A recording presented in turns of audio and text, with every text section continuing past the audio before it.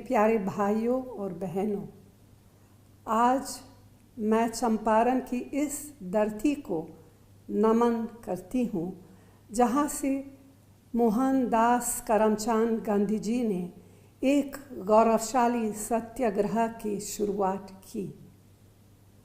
यहाँ के बेसहारा किसानों, मजदूरों, महिलाओं और गरीबों को बिना खड़ग, बिना ढाल अंग्रेज़ी हुकूमत के भय और शोषण से मुक्ति दिलाई थी। इसी चंपारण के सत्याग्रह से प्रभावित होकर गुरुदेव रवींद्रनाथ टैगोर ने उन्हें महात्मा की उपाधि दी थी और गांधी जी मानव से महामानव बनकर न सिर्फ भारत बल्कि विश्व का मार्गदर्शन करने लगे। बिहार की गरीबी और चिंताजनक दशा से दुखी होकर उन्होंने फ़कीर का जीवन अपनाया था। महिलाओं, गरीबों, दलितों को शिक्षित और सशक्त करने का बीड़ा उठाया था।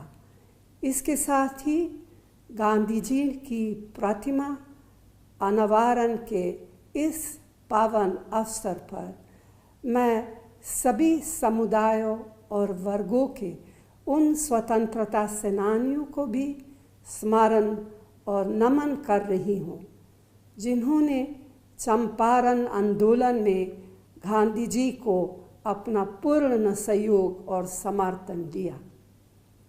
आज मैं लाल बहादुर शास्त्री जी का नाम भी लेना चाहती हूँ क्योंकि आज हम उनका जन्म दिवस भी मना रहे हैं। जय जवान जय किसान उनका नारा हम सबको इस कठिन समय में पहले से ज़्यादा प्रेरणा देता है। कांग्रेस पार्टी के लिए तो महात्मा गांधी जी के विचार पार्टी की आत्मा है।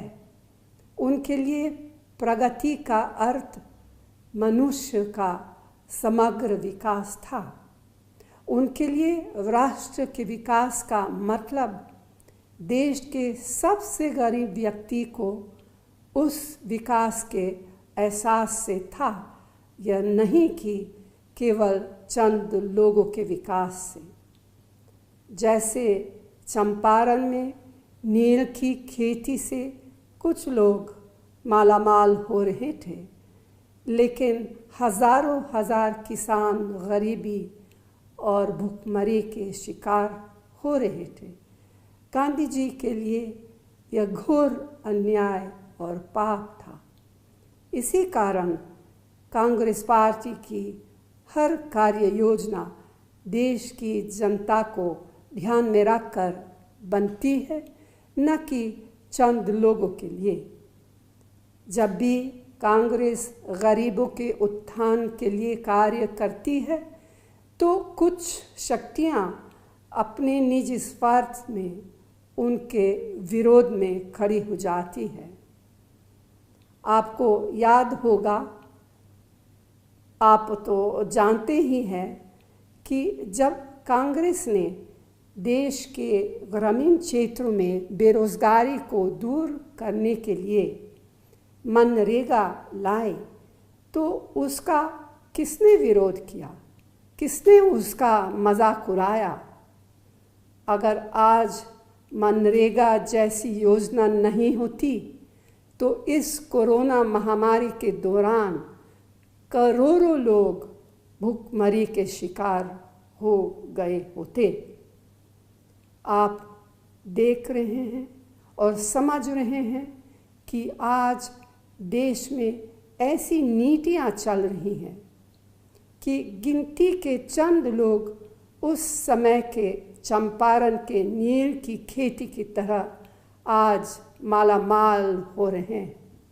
उनके लिए तो विकास की आंधी आ गई है, लेकिन दूसरी तरफ देश में करोड़ों युवाओं का रोजगार छीना जा रहा है। लाखों लाख छोटे और कुटीर उद्योग बंद हो रहे हैं। किसान की हालत आप तो देख ही रहे हैं। आप देख रहे हैं कि कांग्रेस के शासनकाल में जो देश को सबसे रोजगार देने वाली संस्थाएं थी, उनका निजीकरण किया जा रहा है। नए रोजगार की बात तो छोड़िए, जिनको रोजगार मिला उनकी चांदनी हो रही है। महात्मा गांधी जी के लिए सत्य ही ईश्वर था। कांग्रेस पार्टी ने हर समय सत्य को अपनी कार्यशैली में अपनाया है। उसी का परिणाम था कि जब आम जन को सरकार के अधिकारियों और मंत्रियों की कार्यशैली पर शक होने लगा, किसी पर भी कोई आरोप लगा, तो यूपीए सरकार ने तुरंत कार्रवाई की। आज के समय इसका ठीक उल्टा हो रहा है। यही नहीं, सरकारों को पारदर्शी बनाने के लिए, भ्रष्टाचार से लड़ने के लिए सूचना का अधिकार जैसा ऐतिहासिक कानून हमारी यूपीए सरकार ने बनाया।